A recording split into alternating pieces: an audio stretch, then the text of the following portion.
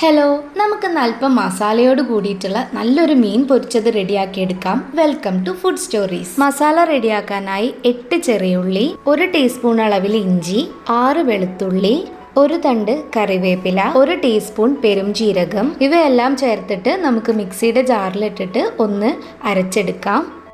ഇനി ഇതിനെ നമുക്ക് വേറൊരു പാത്രത്തിലേക്ക് മാറ്റാം. ഈ അരച്ചെടുത്തതിലേക്ക് നമുക്ക് മസാലകൾ ചേർത്ത് കൊടുക്കാം. 1 ടേബിൾ സ്പൂൺ അളവിൽ മുളക് പൊടി, 1/2 ടീസ്പൂൺ മഞ്ഞൾപ്പൊടി, 1 ടീസ്പൂൺ ഉപ്പ്, 1 ടേബിൾ സ്പൂൺ അളവിൽ വിനെഗറും 2 ടീസ്പൂൺ അളവിൽ വെളിച്ചെണ്ണയും കൂടെ ചേർത്തിട്ട് ഇതിന് നമുക്ക് നന്നായിട്ടൊന്ന് മിക്സ് ചെയ്തെടുക്കണം. ഇനി ഈ മിക്സ് ചെയ്ത മസാല മീനിലേക്ക് ചേർത്ത് കൊടുക്കാം. നന്നായി ക്ലീൻ ചെയ്തിട്ടുള്ള 5 പീസ് ചൂരമീനാണ് നമ്മൾ എടുത്തിട്ടുള്ളത്. ഇനി ഈ മസാല നമുക്ക് ഈ മീനിൽ നന്നായിട്ടൊന്ന് തേച്ച് പിടിപ്പിക്കാം. മസാലയൊക്കെ എല്ലാ ഭാഗത്തേക്കും ആവുന്ന രീതിയിൽ നമ്മൾ തേച്ച് പിടിപ്പിച്ചിട്ടുണ്ട്. ഇനി നമുക്കിതിനൊരു 10 മിനിറ്റ് റെസ്റ്റ് ചെയ്യാൻ വെക്കാം. ബാക്കി വരുന്ന മസാല നമുക്കിതുപോലെ ഒന്ന് മാറ്റി വെക്കണം. ഇനി ഒരു പാൻ ചൂടാക്കി അതിലേക്ക് മീൻ പൊരിക്കാൻ ആവശ്യമായിട്ടുള്ള ഏകദേശം ഒരു 5 ടേബിൾ സ്പൂണോളം വരുന്ന രീതിയിൽ വെളിച്ചെണ്ണ ഒഴിച്ചു കൊടുക്കാം. എന്നിട്ട് നമുക്ക് ഈ മീൻ ഓരോന്നായി ഇതിലേക്ക് വെച്ച് കൊടുക്കണം. ഒരു മീഡിയം ടു ലോ ഫ്ലെയിമിൽ ഇട്ടിട്ട് വേണം നമ്മൾ മീൻ ഫ്രൈ ചെയ്തെടുക്കാൻ. മീനിൻ്റെ 2 വശവും നന്നായി മുരിഞ്ഞു വരുന്ന രീതിയിൽ നമുക്കിതിനൊന്ന് തിരിച്ചു മറിച്ചിട്ടിട്ട് ഫ്രൈ ചെയ്തെടുക്കാം.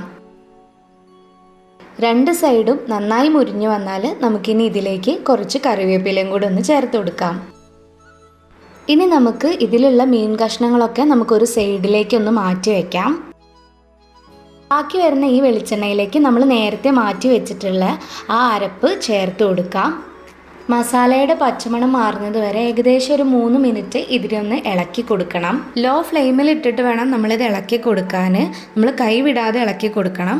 അങ്ങനെ ഒരു 3 മിനിറ്റിന് ശേഷം മസാലയുടെ പച്ചമണം എല്ലാം മാറിയിട്ട് ഈ ഒരു കളറായി വന്നിട്ടുണ്ട്. ഇനി ഈ മസാല ഓരോ മീനിലേക്ക് ആവുന്നത് പോലെ ഇതുപോലെ ഒന്ന് തേച്ച് കൊടുക്കാം. എല്ലാ ഭാഗത്തേക്കും മസാല ആയിക്കഴിഞ്ഞാൽ ഒരു 2 ടേബിൾ സ്പൂൺ അളവിൽ നമുക്ക് കുറച്ച് പുളിവെള്ളം കൂടെ ഇതിലേക്ക് ചേർത്ത് കൊടുക്കാം. വേണമെങ്കിൽ നമുക്കിത് ഇതുപോലെ ഒന്നും കൂടെ ഒന്ന് മറിച്ചിട്ട് കൊടുക്കാം.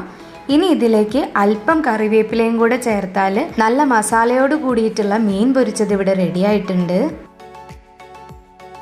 ഫ്ലെയിം ഓഫ് ചെയ്ത് നമുക്കിതിനെ പ്ലേറ്റിലേക്ക് മാറ്റാം. നല്ല കിടിലൻ ടേസ്റ്റാണ്. എല്ലാവരും ട്രൈ ചെയ്യുക. വീഡിയോ ഇഷ്ടപ്പെട്ടാൽ ചാനൽ സബ്സ്ക്രൈബ് ചെയ്യാനും സപ്പോർട്ട് ചെയ്യാനും മറക്കരുത്.